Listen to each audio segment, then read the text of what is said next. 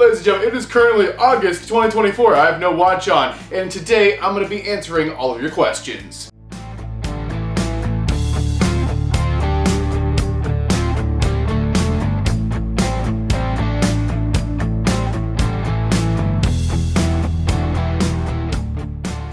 So this Q&A video is brought to you guys by SeatGeek. If you guys are looking for tickets for any event in the entire world, get them through SeatGeek. Use with just my last name, code Hodge. You'll get $20 off your tickets at checkout. So yeah, it's for first time orders though. So if you guys like use SeatGeek before, make a new account with a new email, you can still use it. Code Hodge, just my last name, will get you $20 off for any ticket for any event in the entire world over on SeatGeek. So ladies and gentlemen, welcome back to a video. Brandon Hodge here, your king of vlog stuff. So basically guys, it's August. I like doing Q&A videos every single month. Once a month, I'll ask you guys on all the social media platforms I use. If you guys don't follow me on all the social media platforms, please do so if you can, if you use them. I'm here on YouTube, I'm on TikTok, I'm on Instagram, and I'm on X.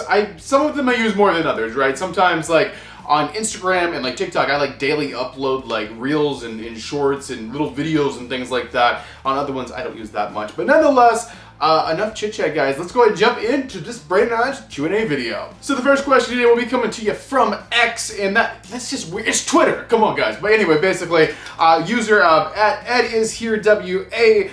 Brandon, what is the best event you've ever been to, and what was the best food at any event you've ever been to? Got a multi-part question here. So, to answer the best event I've ever been to, probably like WrestleManias are gonna get it. Like that's gonna be like the biggest, you know, show, the most show they do. They go all out, they go overboard for WrestleManias. There's nothing like them. I've also had fun at smaller shows, seeing like little small house shows being like in the front row because tickets aren't $1 million, and seeing like a phenomenal match, like seeing John Cena wrestle right in front of you or something, like the front row, which is something we're gonna miss because he's retiring. And I got a lot of questions about Cena's retirement, which we'll get into. But basically, if my favorite, I like it all, but I've got to go with the biggest ones, the WrestleManias. Out of every WrestleMania I've been to, I've had a lot of good ones, but WrestleMania Orlando, actually won the jersey for it, the chair's right there. It has a special place in my heart because it's like the first WrestleMania. I don't know. I live in Orlando now, maybe that's why it has a special place in my heart. But it was such a cool show. I had great seats. It's the only time I was ever floor for WrestleMania, so maybe that has something to do with it. But it was a great, absolutely wonderful time. And there's a vlogs for like every show I've been to, if you guys don't know. But to the second part of your question, what is the best food you've had at a wrestling show? So normally I'm not actually eating at wrestling shows because the food is outrageously expensive, if you guys don't know. If you guys want a hot dog, if you like the hot dogs that are usually like, what, 50 cents or $1, like if you just got them at a convenience store or something, like literally at the shows are like $18 for a hot dog, and it's like, no. Personally, I'm okay not eating for 3 or 4 hours and like just eating after the show. Like eating right before you go to the show and then eating after the show is usually what I do. But there has been those special circumstances where I have gotten food at the arena, like WrestleMania 29. I got like this hot dog, which wasn't a bad deal back then in 2013. It was a giant hot dog, it's a foot-long hot dog, but that thing gave me food poisoning, guys. I remember I got really sick the next morning. It was awful, and I don't want to get into the fine details on that one, but basically, maybe that's why I don't buy food at the arena, because I got like food poisoning from one before. But more recently, do they have ice cream? I will grab an ice cream, maybe, if it's a good deal. My girlfriend Serenity loves the Dippin' Dots ice cream, so she'll get one. I'm like, oh, what the heck, why not? Because it's like $4 or something. But as for actually getting food at the arena, I don't do that. It's like more of a recent thing. I don't even get like a drink at the arena usually. I'm just dying of thirst the entire show. Sometimes, if it's not bad, I'll get a bottle of water. Like, I remember WrestleMania, I'm getting off here, we gotta get on something else here. But basically, I remember at this show, they had $2 bottle of water. And they pretty much had to do that because it was outside in the Florida sun. It was like almost 100 degrees the end of April. They had to do that really affordable. But like more recently, Royal Rumble this past year, I paid like $9 for a bottle of water. So they rip you off. I try not to buy more than necessary. Necessary is usually nothing, but if I get like really excited and I'm like screaming a lot, I'm like, I'm gonna have to buy a water. And sometimes that's really expensive. But on to the next question. The next question comes from YouTube at user Donovan Plays Roblox 8385.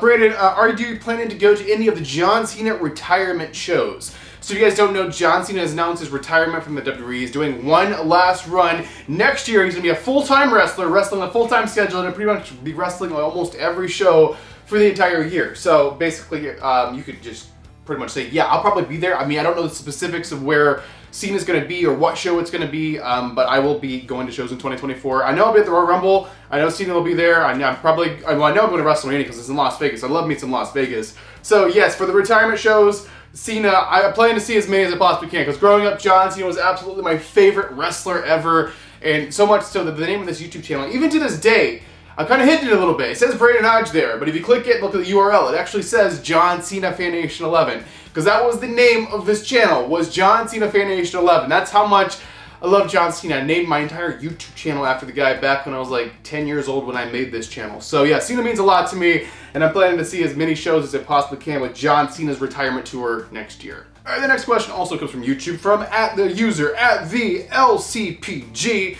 They basically ask, hey Brandon, do you think John Cena will get a 17th title run? So if you guys don't know, John Cena is currently a 16-time world champion, and he's tied with Ric Flair for having the most title runs in WWE history. Is he going to break Ric Flair's record and go down and be the greatest of all time with the most title runs?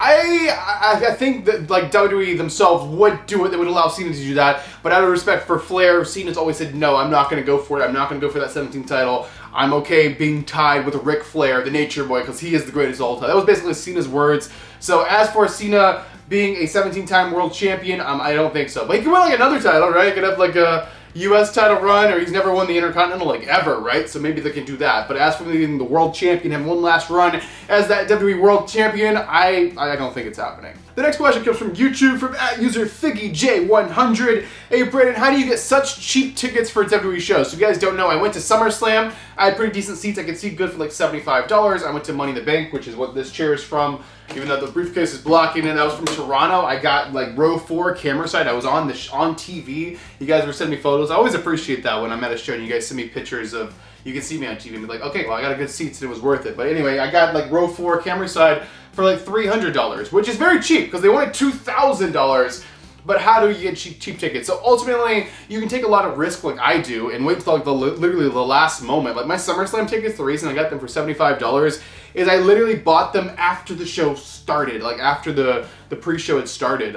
So that's the reason I got them so cheap. I waited till the last minute. But if you don't want to take that risk, how do you get cheap tickets for the WWE shows? I'm going to tell you, Code Hodge and SeatGeek. That's basically it. Go to SeatGeek, use my last name, Code Hodge, and that, okay, I'm joking. I appreciate if you guys find a good deal on SeatGeek and you use the code, because it helps support the channel and saves you guys money. But ultimately, there's many different sites that sell tickets. Ticketmaster is usually the box office, so that's the face value thing. But sometimes you can find them under face value if you go on third-party resale sites like SeatGeek, like StubHub.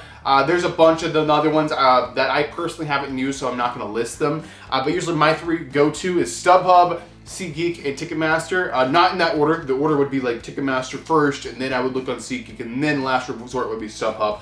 But there's a lot of fees and stuff that go with all of that, so I mean, you gotta shop around. Sometimes Ticketmaster has been the cheapest, sometimes it's StubHub or SeatGeek. You guys gotta kind of look around, but basically that's my tip. If you want to take a lot of risk, wait till the last moment, or after the show has even started and find a really good deal.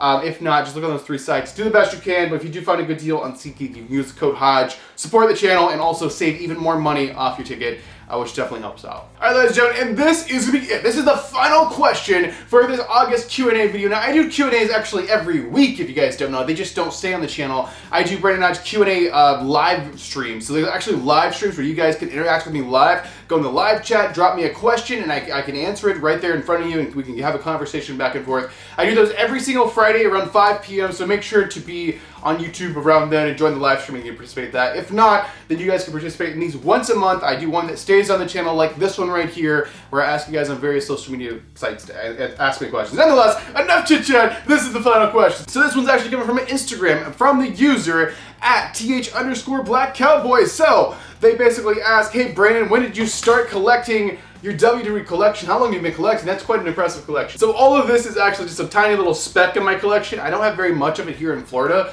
because I moved to Florida. I couldn't bring everything I absolutely owned. I brought the necessary things. But I just recently moved into a new house where I have more space, so I'm slowly bringing down more and more pieces of my collection. But this is like my favorite stuff. But as for my whole collection, when did I start getting my first things? When did I start doing this? I started getting my first WWE things, I believe, around the age of 10, 11 years old. I'm currently, I can't believe I'm about to say this, I'm currently 25 years old. I turned 25. How in the heck did that happen? I don't know. But yeah, basically, that means I've been collecting for about 15 years. What? 15 years? Well, I guess 15 years isn't that long when you start when you're like 10, but still, yeah, it's taken a long time. So if you guys see my collection and then being like, man, why do I not have that? Well, maybe you guys are just starting. I mean, maybe in 15 years from now, you'll have this much stuff too. But honestly, I haven't added that much to it in the past few years. The majority of it, I bought it in the first, like, maybe the first 7 to 10 years. But it takes a while. Just get a few things a year, build it up, and eventually it's like, whoa, would you look at that? But basically, yeah, that's when I started collecting WWE stuff. It was freaking 15 years ago when I was like 10 years old. So that's when I started collecting all of this stuff, and that's why there's so much of it, because it took so long to actually get. So there you guys have, that's actually going to do it for this Q&A video for August 2024. Hopefully you guys enjoyed it. Let me know your thoughts. If you got any more questions, drop them in the comments. Maybe I'll do some responses in the comments, some written questions. So drop me some more questions down there, I'll answer. But ladies and gentlemen, thank you guys so much for watching this video. I'm your one and only undisputed king of Vlogstar, Brandon Hodge, and I'll be seeing you guys in the next video.